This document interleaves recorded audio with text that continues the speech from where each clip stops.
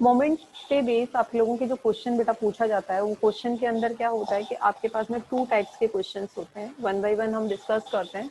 एक आपका क्वेश्चन का पैटर्न होता है, यहाँ जैसे हमने एक एग्जांपल लिया है, the first 4 moments of a distribution about the value 5। ठीक है, यहाँ एक कोई पर्टिकुलर कोई वैल्यू दे दी है, जैसे कि हमारे पास में मोमेंट्स जो अबाउट आपके होते हैं वो 3 टाइप्स के हमने बताया था। एक बताया था अबाउट ऑरिजन, है ना, एक आपका हमने आपको बताया था अबाउट मीन, और एक हमने बताया था अबाउट एनी पॉइंट। तो यहाँ पर जो उसने 4 मोमेंट्स डिस्ट्रीब्यूशन दिया हुआ है अबाउट पॉइंट एनी पॉइंट दिया है, capital of A, capital A की वैल्यू यहाँ 5 ली हुई है, are given as -4, 22, -1, 117 and 560। Obtain the moments about mean और ओरिजिन। आपके मीन और ओरिजिन के लिए उसने क्या पूछ लिया, मोमेंट्स पूछ लिया। दे क्या दिया है, अबाउट एनी पॉइंट के लिए आपके पास में 4 मोमेंट्स आपको दिए हुए हैं। ठीक है, तो यहाँ पर देखिए आपके पास में जो 4 अबाउट मोमेंट्स आपको गिवन है वो आपके पर्टिकुलर किसी पॉइंट के लिए हैं, और एनी पॉइंट के लिए जब हम मोमेंट्स को डिफाइन करते हैं तो हम उसको लिखते हैं μ1 double dash, μ2 double dash, μ3 double dash, μ4 double dash. ठीक है, ये क्वेश्चन में आपको गिवन है। तो यहाँ पर आपके पास में μ1 डबल डैश की वैल्यू आपको पास 4 माइनस का 4 दिया हुआ है, μ2 डबल डैश जो होता है वो 22 दिया हुआ है, 22 दिया हुआ है, μ3 डबल डैश की वैल्यू आपको क्वेश्चन में गिवन है -117 गिवन है, μ4 डबल डैश की वैल्यू 560 आपको गिवन है। ठीक है, और स्मॉल ए यहाँ लिखा है, हम वैसे बेसिकली कैपिटल ए भी लिख सकते हैं, स्मॉल ए की फॉर्म में भी लिख सकते हैं, ए इज अ कांस्टेंट वैल्यू। तो यहाँ पर आपको 5 दिया हुआ है, वो आपका स्मॉल ए की वैल्यू यहाँ क्या दिया हुआ है, 5 दिया हुआ है। ठीक है, हमें क्या निकालना है, हमें निकालना है मोमेंट्स अबाउट मीन कैलकुलेट करना है। तो मीन कैलकुलेट करना है तो आप यहाँ से देखेंगे कि मेरे पास में हमें मीन के लिए क्या निकालना है। मीन के लिए मेरे पास में होता है mu R equal to expected value of x minus जो भी आपका एक्स बार होगा, पावर आर आ जाएगा।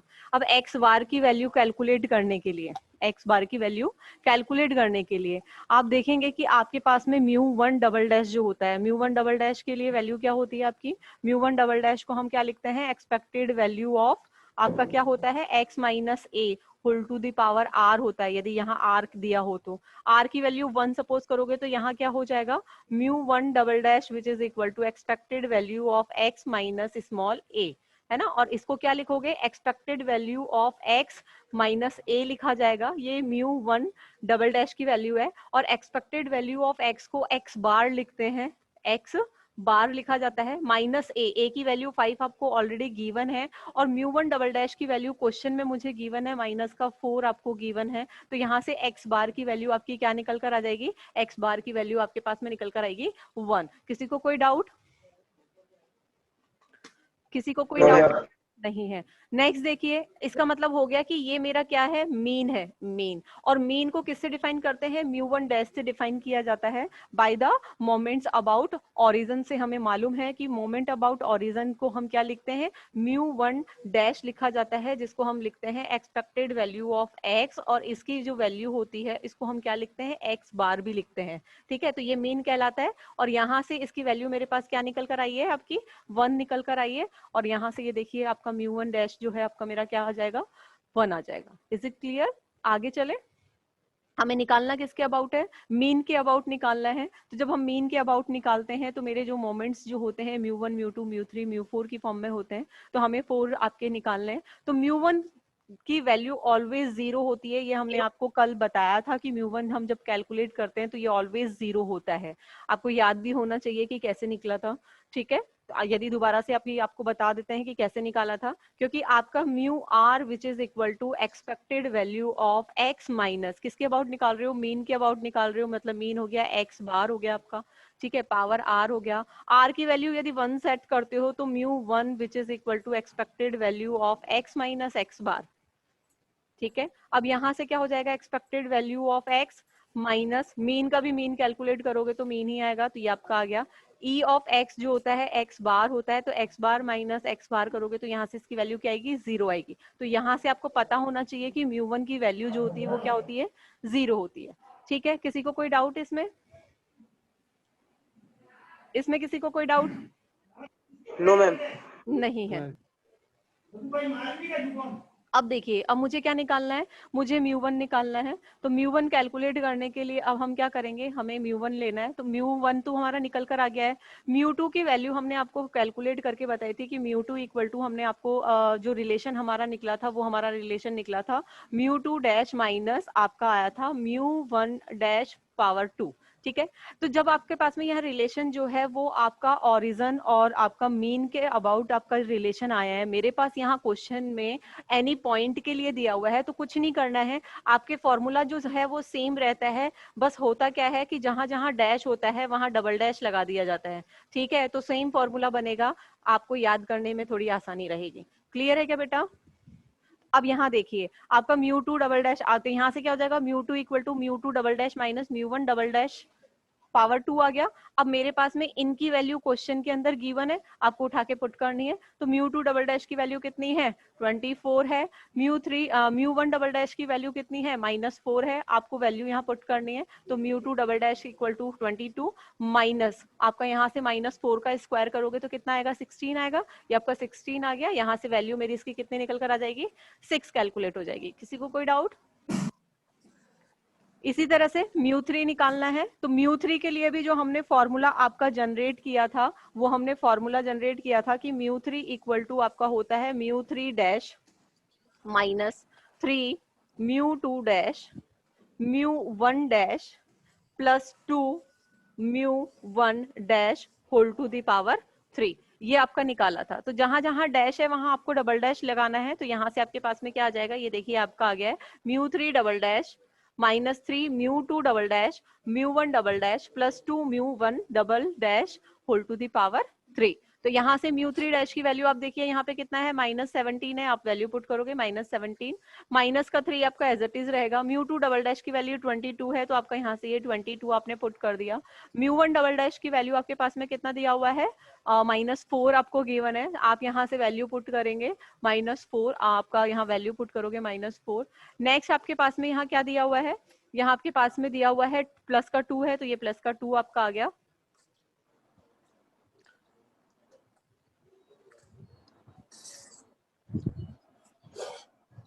आपका यहाँ पे यहाँ आपका प्लस का 2 आ गया है। ये प्लस का 2 जो आपका आया है, इसके बाद आपको क्या करना है, आपको यहाँ पर लेना है आपका mu one double dash whole to the power 3 आपको गिवन है।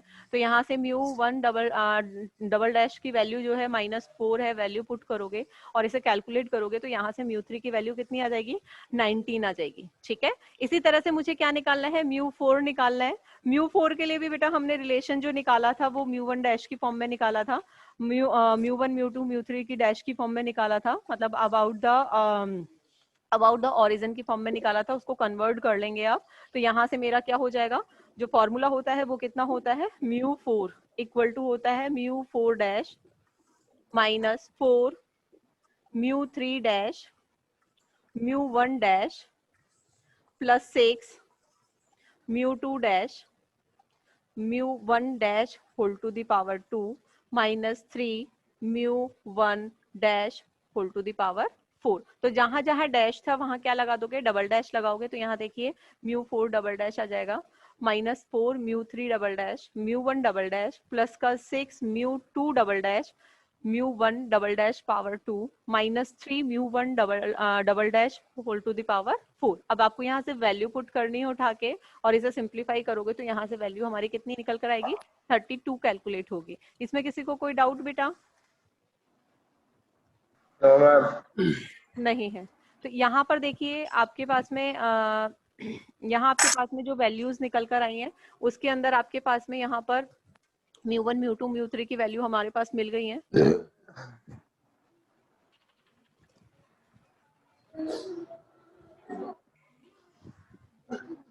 आपके पास यहाँ म्यू1 म्यू2 म्यू3 म्यू4 की वैल्यू आपको मिल गई है जो आपकी पूछी गई थी। ठीक है, अब हमारे पास क्वेश्चन में क्या दिया हुआ है, हमारे पास में दिया हुआ है कि हमें ओरिजिन के अबाउट भी हमें मीन कैलकुलेट करना है। तो अबाउट द ओरिजिन जब आप कैलकुलेट करोगे तो हमें अबाउट द ओरिजिन वाला जो आपका फॉर्मूला होगा हम अप्लाई करेंगे। ठीक है, तो अबाउट द ओरिजिन के लिए हम आए,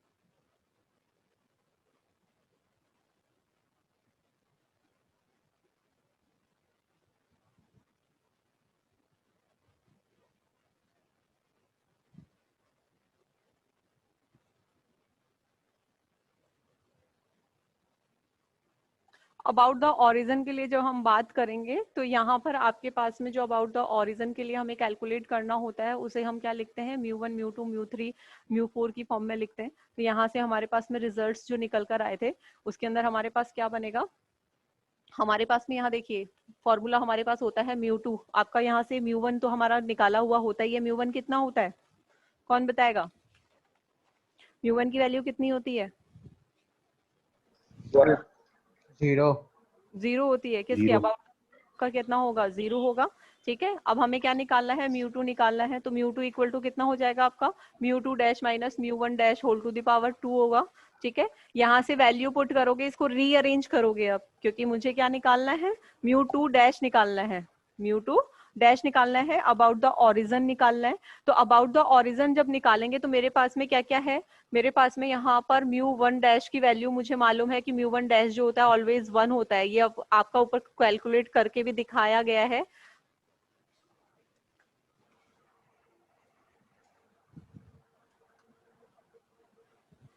ये देखिए यहाँ पर आप जब इसे कैलकुलेट करोगे तो आपका म्यू1 डैश जो होती है उसकी वैल्यू ऑलवेज कितनी आती है आपकी, 1 आती है। ठीक है, म्यू1 डैश की वैल्यू, म्यू1 डैश की वैल्यू आपकी 1 निकल कर आ जाएगी, आएगी क्या,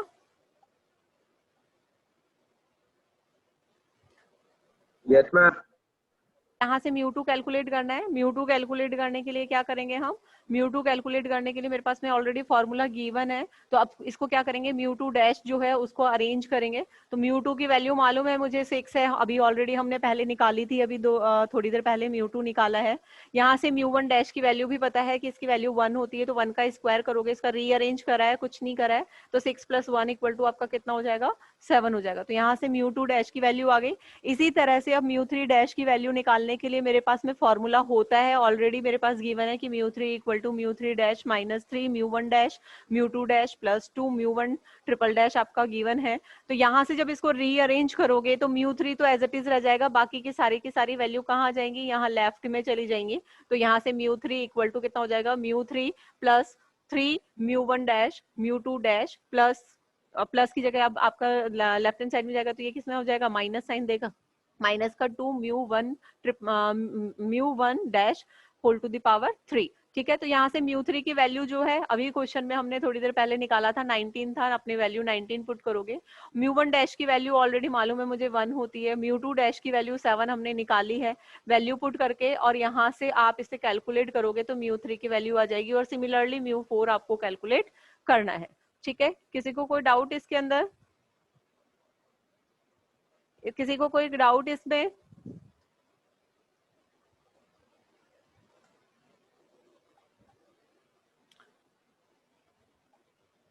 किसी को कोई डाउट है क्या बेटा, नहीं है, आगे चले। No ma'am. ठीक है, नेक्स्ट चलते हाँ हैं। मैम।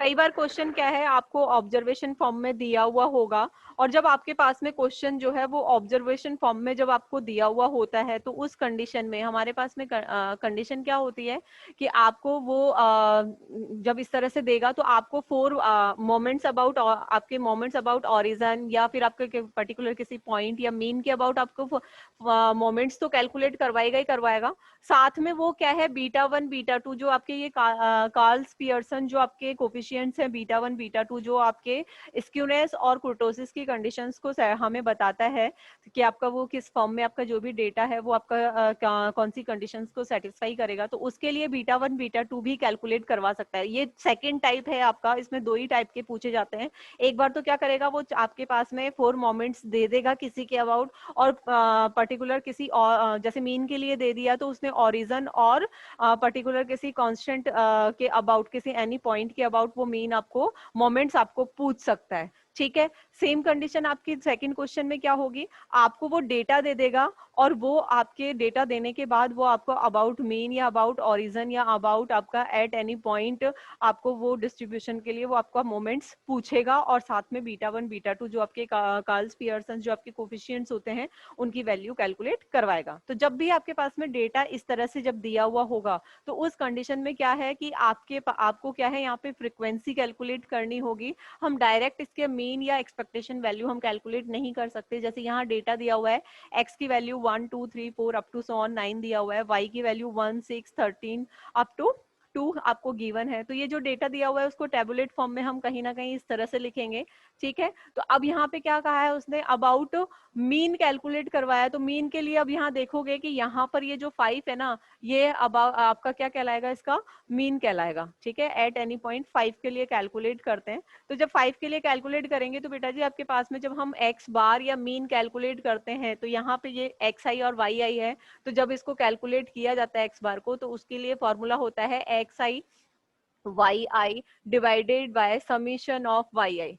या हम इसको क्या लिखते हैं, यदि एफ लिखते हो तो इसको लिखा जाता है X bar which is equal to summation of X I F I divided by summation of F I. जब आपको फ्रीक्वेंसी गिवन होती है तो उसका मीन निकालने का फॉर्मूला कुछ ऐसा होता है, ठीक है। तो आपका जब फॉर्मूला ये इस फॉर्म में होगा तो हमें यहाँ से आपको एफ आई एक्स आई, आपको एक्स आई वाई आई आपको कैलकुलेट करने ही करने पड़ेंगे। तो हम यहाँ से क्या करेंगे, आपका जो डेटा है उसको टेबुलेट फॉर्म में हम यहाँ पे क्या लिखेंगे, इस तरह से लिखेंगे कि आपका 5 हमारा क्या हो जाएगा, मीन कैलकुलेट हो जाएगा, है ना।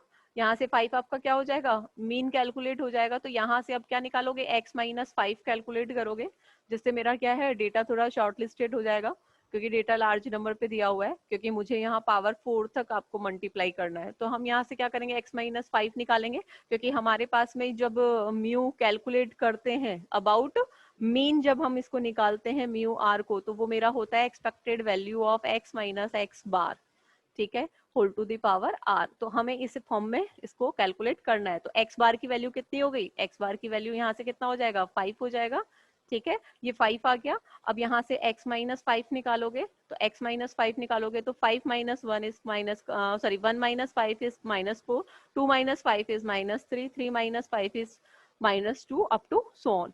ये ध्यान रखना है कि जब आप summation of X I minus 5 निकालोगे तो ये ऑलवेज 0 होना चाहिए। यदि ये 0 नहीं है तो इट मीन्स आपने कहीं कैलकुलेशन मिस्टेक की है। आपका कैलकुलेशन को चेक करने का एक तरीका है।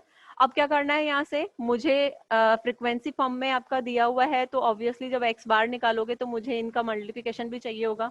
तो हम इनसे क्या करेंगे, यहाँ से इनका मल्टीप्लिकेशन कैलकुलेट करेंगे, तो यहाँ से इसका सम निकल जाएगा। इसी तरह से इसके पावर 2 के लिए भी निकालोगे, 3 के लिए भी निकालोगे और 5 के लिए भी निकालोगे। उसके पीछे का रीजन क्यों है, क्योंकि यहाँ पावर कितनी है, r है। मुझे 4 टर्म तक चाहिए, क्योंकि मुझे क्या क्या निकालना है, मुझे म्यू 1 निकालना है, म्यू 2 निकालना है, म्यू 3 निकालना है और म्यू 4 निकालना है। तो r इक्वल टू 4 तक चाहिए, मतलब पावर 4 तक चाहिए, इसलिए पावर 4 तक हम इसको क्या करेंगे, मल्टीप्लाई करके और इसको कैलकुलेट करेंगे। Is it clear?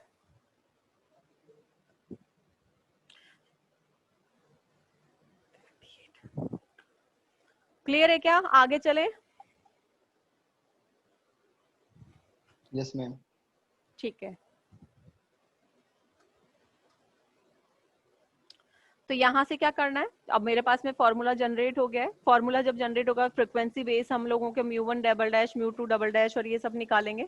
Double dash क्यों निकाला है, क्योंकि एट एनी पॉइंट लिया है। ये जो हमारा 5 है, ये हमारा एट एनी पॉइंट की कंडीशन भी है और ये मेरी अबाउट मीन की कंडीशन भी है, ठीक है। तो हमारे पास में यहाँ पर एक बार के लिए हम मान के चल रहे हैं कि 5 क्या है, एट एनी पॉइंट है। तो यहाँ से म्यू 1 डबल डैश की वैल्यू जो हो जाएगी वो क्या हो जाएगी, mu 1 double dash which is equal to summation of जो भी आपका y i x I minus 5 या ए जो भी आपका दिया होगा, depend on your question, y i. यहाँ ए की वैल्यू 5 हम कंसीडर कर रहे हैं, तो 5 के लिए हमने इसको कैलकुलेट करके यहाँ से म्यू 1, म्यू 2, म्यू 3 और म्यू 4 हम यहाँ से कैलकुलेट करेंगे, ठीक है। तो यहाँ से आपका ये डेटा जो है कुछ इस तरह से बनेगा।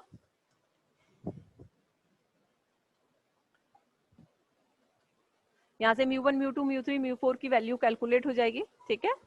तो यहाँ से अब हमें क्या निकालना है, नाउ म्यू 1 इक्वल टू 0। हमेशा म्यू 1 कितना होता है, 0 होता है, हम ऑलरेडी बता चुके हैं। क्योंकि आपको क्या निकालना है, आपको अबाउट मीन जो है वो आपको डेटा कैलकुलेट करना है। म्यू 4 मोमेंट्स आपको निकालने हैं। तो आपका म्यू 1 जो होता है ना वो ऑलवेज 0 होता है, ये हमेशा ध्यान रखना है। अब आपको निकालना है म्यू 2 कैलकुलेट करना है। म्यू 2 के लिए सेम फॉर्मूला, आपका पास में क्या फॉर्मूला होता है, mu 2 dash minus mu 1 dash whole to the power 2 होता है। अभी हमने थोड़ी देर पहले बोला कि आप इसको चाहे डबल डैश लिखो या सिंगल डैश लिखो, एक ही चीज मिलेगी। तो μ2 equal to μ2 double dash minus μ1 double dash whole to the power 2। तो इनकी वैल्यू हम ऑलरेडी अभी डिस्ट्रीब्यूशन की फॉर्म से हम यहाँ से कैलकुलेट कर चुके हैं। यहाँ वैल्यू पुट करके आप μ2 की वैल्यू कैलकुलेट कर लेंगे। इसी तरह से आपको किसकी वैल्यू निकालनी है, μ3 और μ4 की वैल्यू कैलकुलेट करनी है, और यहाँ से आपके पास में डेटा निकल कर आ जाएगा। ठीक है,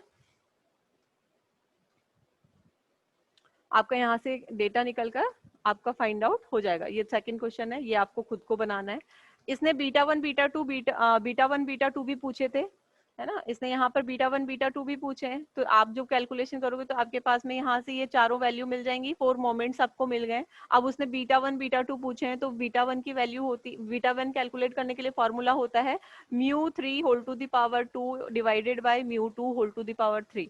ठीक है, हमारा ऑलरेडी यहाँ वैल्यू निकाला हुआ है, μ2 भी कैलकुलेट है और μ3 भी कैलकुलेट है। यहाँ वैल्यू उठा के पुट करोगे और कैलकुलेट करोगे। अब यहाँ देखिए μ1 की, ये आपका जो β1 जो आ रहा है वो मेरा कैसा आ रहा है, लेस देन 0 की कंडीशन है।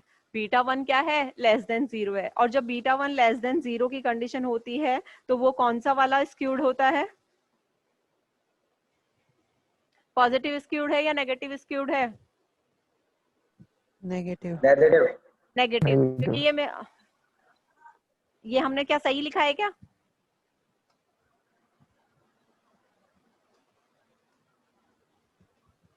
No ma'am.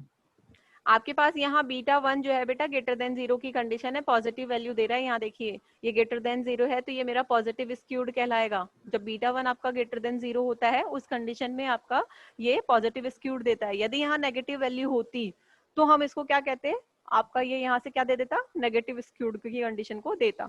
लेकिन अब यहाँ पे देखिए β2 को कैलकुलेट करने के लिए भी फॉर्मूला है।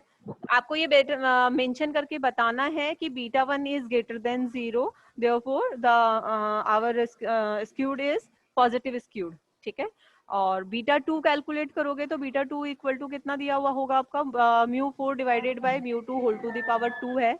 तो यहाँ जब आप वैल्यू पुट करोगे तो ये मुझे क्या दे रहा है, नियर बाय 3 दे रहा है। 3 का मतलब क्या हो गया, 2.9 यदि गिवन है तो 3, और β2 की वैल्यू यदि मेरे पास में इक्वल टू 3 आ गई है तो ये कंडीशन किसकी कंडीशन है, नॉर्मल की कंडीशन है ना।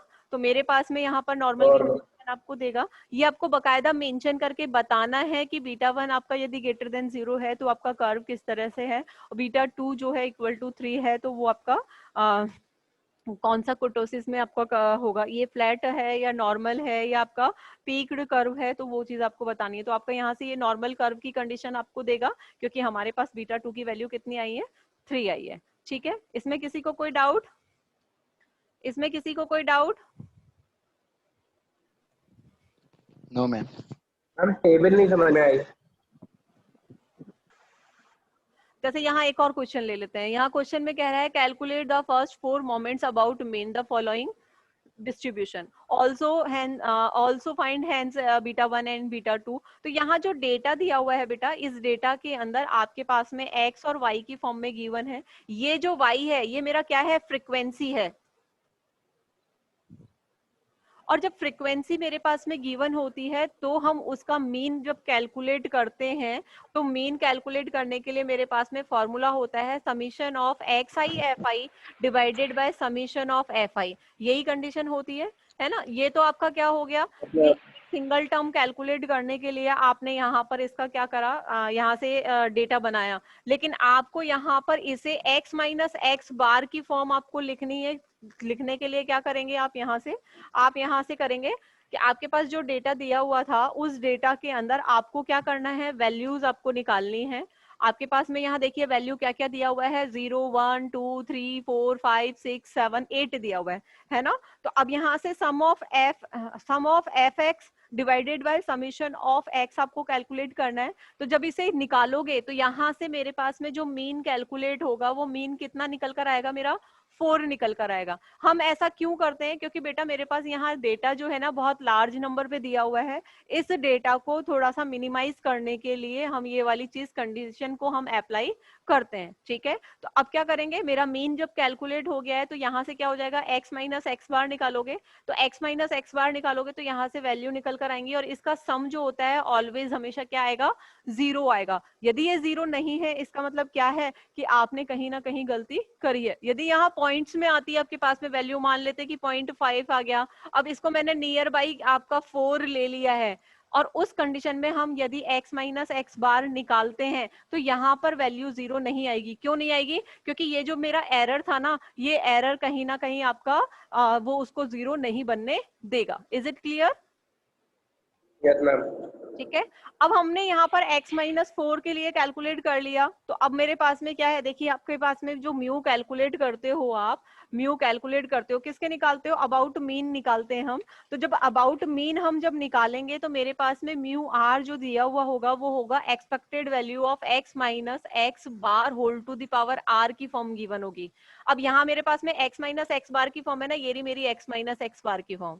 तो यहाँ जितना पावर चलेगा, जैसे यहाँ पे 1 होता तो हमारे पास में μ1 इक्वल टू कितना होता है, expected value of x minus x bar whole to the power 1 आता। तो अब यहाँ पे क्या करोगे, एक्सपेक्टेड वैल्यू का मतलब हो गया मीन। मीन निकालने के लिए मुझे क्या निकालना पड़ेगा, मीन कैलकुलेट करने के लिए क्या करना पड़ेगा, summation of X I multiply F I. तो एक्स आई क्या है आपके पास में, x माइनस एक्स बार है, और एफ आई क्या है, जो आपका y दिया हुआ है वो है, तो ये एफ आई हो गया डिवाइडेड बाय समीशन ऑफ जो भी आपका होगा। ठीक है, एफ आई। किसी को कोई डाउट इसमें?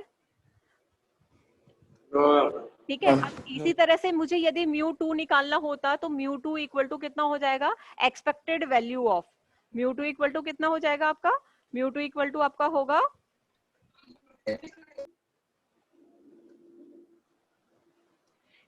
μ2 इक्वल टू होगा मेरा expected value of x minus x bar whole to the power 2।